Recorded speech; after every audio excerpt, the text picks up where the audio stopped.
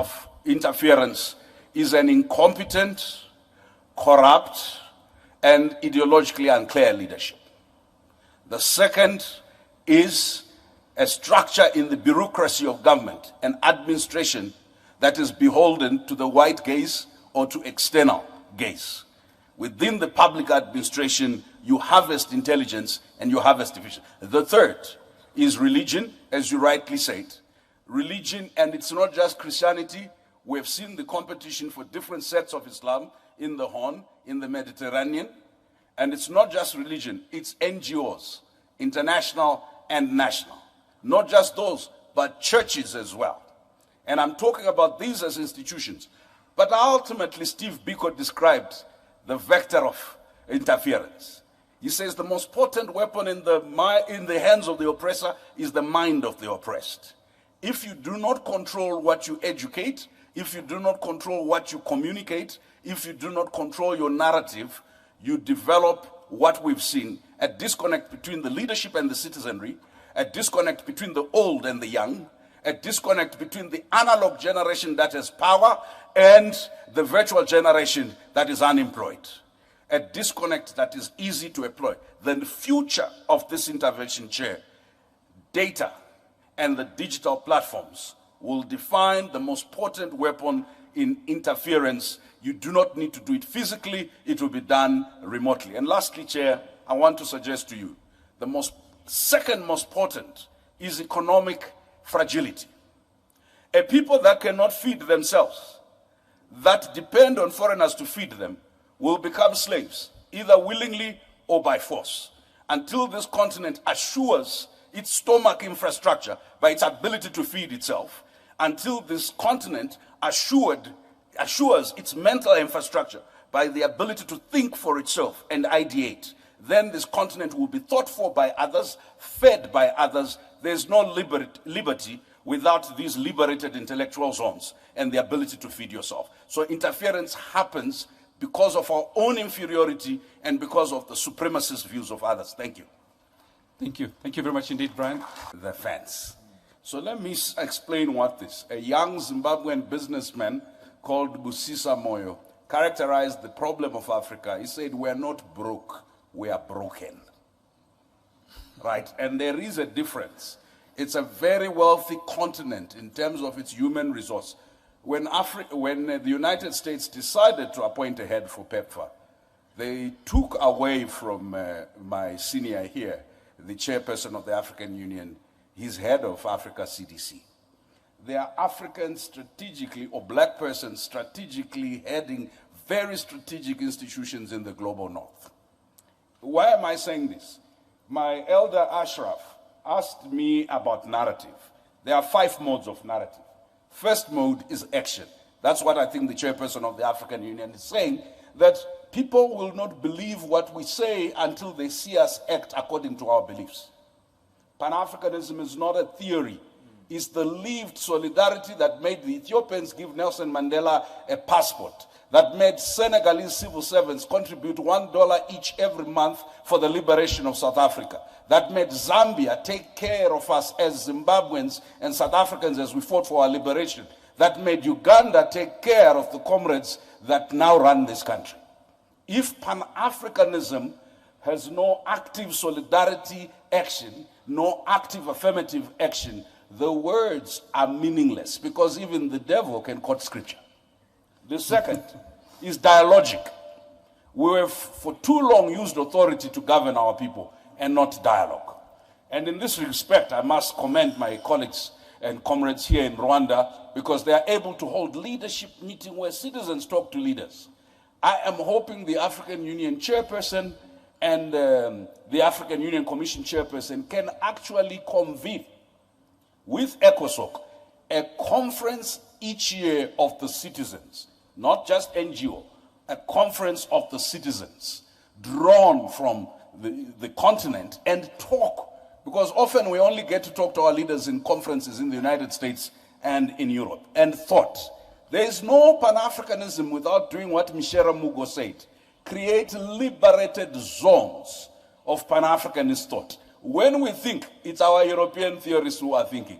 When we speak, it's our American teachers who are speaking. It is okay to have gone to America to learn. It is okay to have gone to Asia to learn.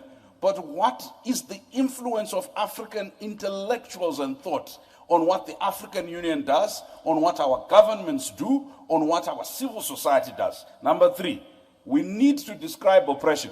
I'm sorry, I hear this a lot when I come to Rwanda. You have to hear me, I'm Rwandese, so you cannot do anything about me. I have immunity here. You people like to say, let's forget, let's not blame anyone. Please, stop that nonsense. When the Holocaust happened against the Jews, it was 1940s, 45. Not a single African country other than Ethiopia and those who had not been colonized was free. The first African country got independent 1957. There is not a single Jewish person who will allow you to forget the Holocaust. And in fact, there are crimes, not just in Israel, across the world against denial of the Holocaust. US foreign policy, Israeli foreign policy is very key. It's a central issue. Africans, for some reason, must forget something that happened 50 years ago, if you are Zimbabwe 80 years ago. Listen, we must always remind our friends from Europe and elsewhere that slavery was a crime against humanity, as is colonialism and neo-colonialism. That killing Sankara in 1984 because you are opposed to communism and plunging his country into chaos that you are now trying to solve as a problem of poor governance is a shared responsibility. So we will take responsibility for our nakedness. But for goodness sake, a naked emperor cannot lecture us about how to be clothed. And I'll tell you the contradictions. When Europeans first came here, if you come to the south of the continent, ladies did not wear long skirts. And they did not cover their top. Then they said, no, that's indecent. So we covered everything, including the head. And then the Europeans have decided to go nude now. Now the dress code in Europe is pre-colonial Africa. And then when our kids try and dress up that way, we say it's an African. We are confused around ownership. So lastly, Chairperson, the taboos. You see, Chairperson, we need to talk about global anti-black racism, the treatment of African migrant laborers in the Middle East, in the Arab world, and in the Asian world, and in Europe, is a matter for the African Union to constantly pronounce itself on. And I'm glad, Chairperson, you issued a statement on George Floyd, but I'm waiting for the African Union resolution from last January on reparations. There was a formal policy of the United States government in 2015 for reparations by companies behind the Holocaust. There needs to be, the conversation on reparations is not to be settled by African political elites. Right? Today, Zimbabwe is paying back white commercial farmers reparations.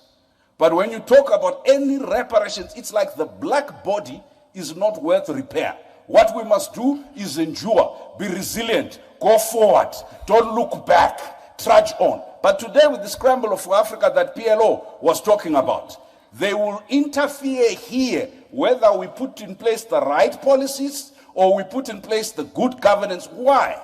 They need the lithium. And if your right policy is not consistent with their green energy transition that they control, they will take you out.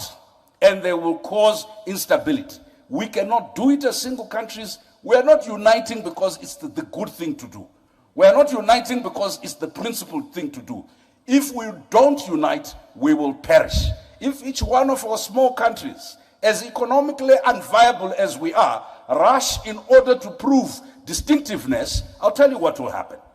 We will be so fragmented intellectually, politically. Our institutions will have no meaning. Let me end with something more positive. I think Pan-Africanism flavor is alive today. You adults, you only listen when you have had a few glasses of wine to Afrobeat. And of course, you don't like this thing. They are always singing about body parts and so on and so forth. I want to suggest to you, one of the most revolutionary things that the African Union, under the leadership of the chairperson here, has done is to talk about arts, culture, and heritage. not as entertainment, not as add-on, but as part of imagining the future economy, is to talk about the digital, not as part of little things you do, but as part of building the economy. All that's left now is how do we defend African art, culture, and heritage, not only in Africa, but globally. How do we make sure it is the mainstream of AFCFTA along with all the other big things we do? And how do we, in the digital economy, make sure we are not consumers of products that are produced elsewhere and not part of the production chain? Okay. If we do that, our Pan-Africanism is economic, our Pan-Africanism is cultural, our Pan-Africanism is intellectual, our Pan-Africanism is also spiritual. Thank you. Okay. Thank you, Chair.